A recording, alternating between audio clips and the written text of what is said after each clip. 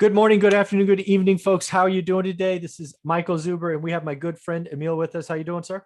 I'm great. Good to be talking to you on another Monday. There you go. I love these conversations because you bring us data. Anyway, information about other markets that's right, that I know nothing about. Last time we did this was 2 weeks ago. We talked about Houston, Texas, and I think we're staying in Texas today, right?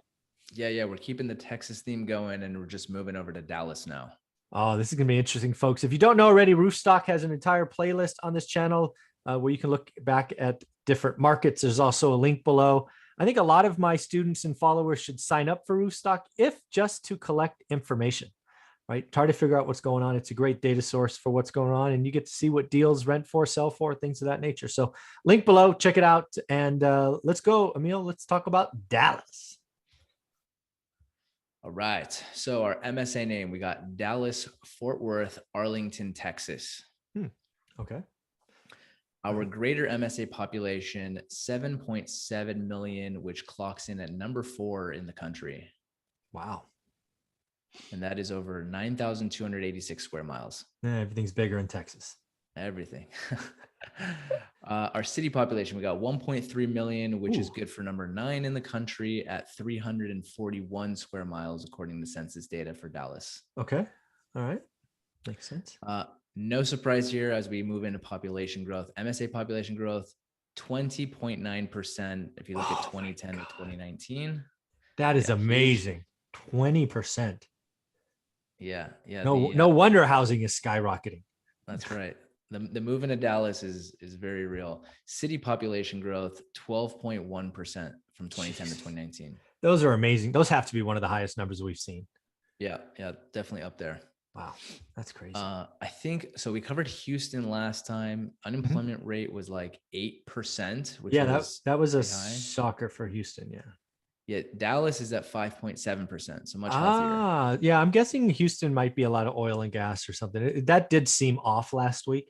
Right. Yeah, but sub 6%, but still above the national average, right? I think national's 5.1, 5.2, so 5.7. Okay. Yep. Our median household income, any guess for Dallas? Oh, that's a lot of people. 52. 52,580. I think that's the first time you've hit it. Well, nailed it. Nailed it.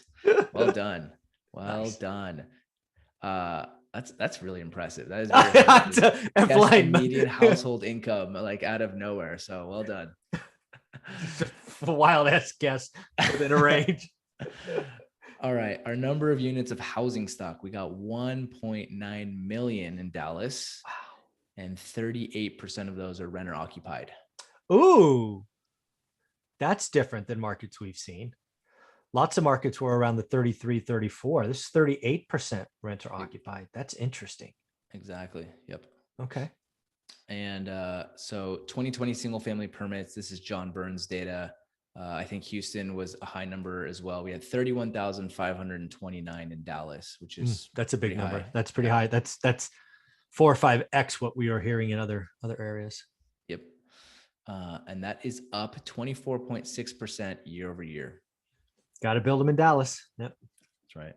This is one of those things, right now prices are skyrocketing everywhere, but you can see Dallas doesn't really have a lot of issues with more supply, just injecting more supply in the system. So I wonder if Texas overall will start to just see more and more supply catch up to demand and things shift a little bit. No idea. Yeah. I mean, just historically speaking, building is always behind or in front of the market, right? So builders build. That's what they do, right? Builders build. So let me hang up on another wholesaler. Go ahead. Keep going. Okay. All right. We got our entry-level single-family home price. So this is as of March 2021. And just to remind folks, this is homes that recently sold for a price equal to 80% of the market's median sales price. So actually, I'm gonna let you guess this one too. Why not? So median home price, Dallas, with an average income of 52. I'll go 241. You're getting close. 250, 600. That was close as well. Very close. Nice. Good Monday for you. That's right. I got to go buy some lotto tickets. That is up 13% since 2019, according to John Burns data. How much? Up 13% since 2019. Wow, that's what I thought you said. Oh, wow, that's great. Yeah, solid, Okay. healthy. Our existing median home price is 315. Yeah, in that makes Dallas. sense. Yeah.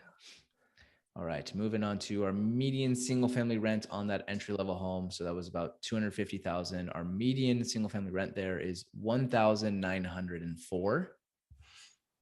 Wow, so 1,900 rent So- on a 250, kind of median, or at least 80% of median. That's the taxes, Right. though. The taxes in Texas get you. Property taxes, big time. Yep. Our rent growth on that entry level home since 2019, 5.4%. We've been covering a lot of 3s and 4s. I think this is one of the healthier ones we've covered so far. Yeah, it'll be interesting to look at John's Burn data on rents in a year. Mm-hmm. I think they've really accelerated in the last 60 days, maybe 90 days. At least they have in my market. So, yeah, some of these look backs are timing related. So it'll be interesting. Right. Very true. Our single family gross yield clocks in at 6.9%. That's what I would have guessed. And again, that number for me, right? People always ask me, why didn't you go to Texas? We looked at Texas, and Dallas was one of the markets years ago. It was always that property tax thing that would get you, right? So you may calculate a 6.9 yield today. Property taxes go up faster than your rents can go up. That yield cracks. Yep. Yeah. Not only is it high, but it readjusts, I think, Every yearly. year. So yeah. You get the awesome appreciation, but guess what comes with it? Your property tax bill. And the possibility of an alligator, because the whole idea is a race between rent growth and property taxes, right? If rent growth is above property tax growth, you're fine. But I've been hearing from Dallas, or I shouldn't say Dallas, I should say Texas investors, where the last couple of years have been rough for them. Yep. Cool. I can see that. All right. So home occupancy rate, last one here, 93.5%. So healthy. Yeah. Comparatively. Okay. All right, moving on to our employment stats. So our major industries in Dallas include building design and construction, company headquarters and operations, food manufacturing, IT services, logistics, and telecommunications. Makes sense. Here's a crazy one. There are 21 Fortune 500 companies, 21 with headquarters in Dallas, Fort Worth. Yeah, And that makes sense. The whole tax structure makes total sense. Yeah. I was just 21 that's a sizable chunk of the Fortune 5. Good point. Yeah. And so those include ExxonMobil, AT&T, CBRE, American Airlines, Southwest Airlines, and everyone's favorite right now, GameStop. How many people knew GameStop's headquartered in Dallas, Texas? Not many of you. No. You're not doing any research. That one's only relevant just given the meme stock craze we're going through right now. So yeah, it's funny.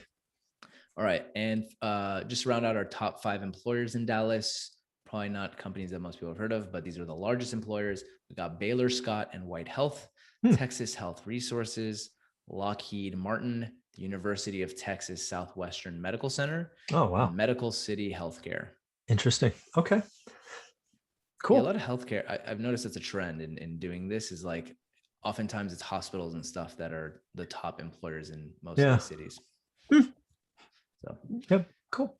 All right. Our rental and real estate market stats, according to Zillow, and this is as of April 2021, home values in Dallas have grown by 55% over the last 5 years. Wow. Pretty crazy. Pretty crazy. Sticking to that Zillow data, we got home values in Dallas have increased 6.9% over the last year. Really? Yeah. I would have expected more. Same. I was surprised that it has slowed down given that 55% number. Yeah. Zillow's projecting Dallas to grow another 11.1% during the next 12 months. So we'll see if that pans out. So it's playing catch up maybe. Yeah. Okay. According to Zillow. Yeah. Of the 112 neighborhoods in Dallas, we got Preston Hollow as the most expensive with a median home listing price of $1.9 million. 1.9 million is a median? Yeah. Holy cow. What is that again? I'm going to look that place up. That sounds like you've got pretty homes. So Preston Hollow. Yeah. It's, I looked it up too. Cause I was like, damn, that's really high, especially considering all these different cities we've covered. Yeah. It's where, Dallas Mavericks. Oh, Cuban. Owner. Yeah. Mark Cuban lives there. So Preston Hollow. All right, I'm going to look it up. Realtor.com. Here I come. Yeah, super nice. I did the same when I was looking this up because we haven't seen one over $1 million. At least we haven't seen one near 2 million. No. So That's- this was, it must just be some really small, like gated. It's community like in 12 Dallas with, houses. Right, exactly. It's funny. And then on the other end, our most affordable neighborhood in Dallas, we got Cedar Crest, where the median listing price is $159,900. Well, one market's affordable, one market's Boardwalk and Park Place. I know where I would focus. Yeah, don't buy rentals in Preston Hollow. Yeah, that's not going to work out well. All right, wrapping up with our quality of life and fun facts. We got our cost of living in Dallas is about 50% less than urban coastal cities like San Francisco and New York. Hence the population increase, right? That's 50% less cost of living. That's amazing. Yeah, and that's according to NerdWallet. Forbes in 2021 ranked Dallas as the second best place for business and careers in the US. 21 Fortune 500. There we go. There you go. And then this one was super interesting. Dallas Fort Worth International Airport is the second largest airport in the US and is bigger than the island of Manhattan. Fun fact for you. Well, I've flown into Dallas maybe 200 times. It takes an hour sometimes to taxi those freaking planes around. The place is gigantic. Bigger than the island of Manhattan. That is wild. That's just nuts. Crazy. Very cool. So this has been a lot of fun, folks. Do us a favor. Go check out Roofstock. There's a link below and see what cities are on the list. Let us know which one you want us to talk about next. You can always leave comments.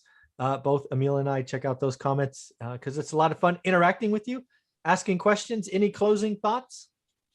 No, just let us know what we should cover next. There you go, buddy. We do this every Monday, folks. So you got 7 days to tell us where you want us to go next. But again, it needs to be a city where Roofstock covers. Just because this is a Roofstock episode. Thanks, buddy. Thank you. Mm-hmm.